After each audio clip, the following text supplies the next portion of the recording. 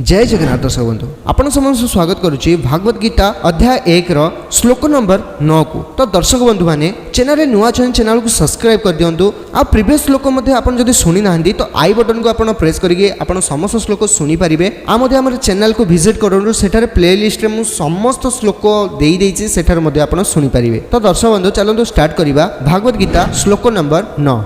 अन्ये च बहवः शूरा मदर्थे त्यक्तजीविताः नानाशस्त्रप्रहरणाः सर्वे युद्धविशारदाः।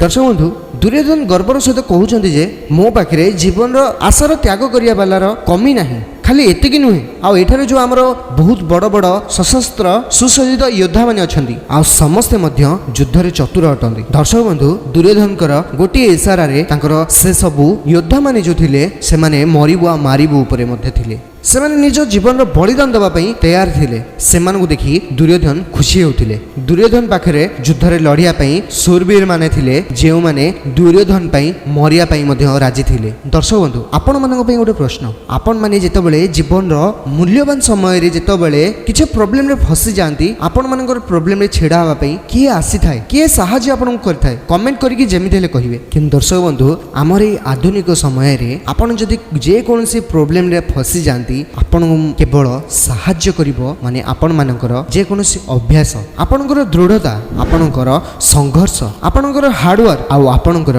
किछिटा बंधु बांधव जेभली वीर दुर्योधन को पई बड़ बड़ योद्धा माने मरिबुआ मारिया पई सज्जित होइथिले, सेही भली एही सब मु जो आपण मानकर साथी कहली से माने आपण पई किछि भी करि पारंती। दर्शक बंधु आपण मानकु जदि लागुथबो भागवत गीता मु एभली भाबरे किभली कहूची तो आपण माने जानि रखंतु मु एटा आधुनिक समय रे हम लाइफ रे जेभली चालुची से सब जिनस को रिलेट करिकि मु भागवत गीता आपण मानकु परसुची। आपण मानकु जदि वीडियोटी भल लागिची तो वीडियो को लाइक कर देबे आ समस्त भागवत गीता फॉरवर्ड करंतु, कारण समस्त लाइफ रे किछि ना किछि प्रॉब्लम चाले, किछि ना किछि सॉल्यूशन समस्त दरकार। भागवत गीता हेउची सब प्रश्नर समाधान, सब प्रश्नर सॉल्यूशन होची भागवत गीता। आपण मानकु मु सब दिन संध्या 6 रे भागवत गीतार गोटे गोटे श्लोक छाड़ीबी। आपण माने भागवत गीतार प्रत्येक श्लोक देखंतु, बहुत समय नुहे, मात्र 4 ରୁ 5 मिनिट रो वीडियो हेई पारे हमर। तो आपण माने सुनंतु, कारण लाइफ रे ई 4-5 मिनिट जको जदि आपनक लाइफ रे किछिटा चेंजेस मु आनी पारुची तो मु निजको धन्य मन करूची। आउ आपण माने भगवान कर ई कथा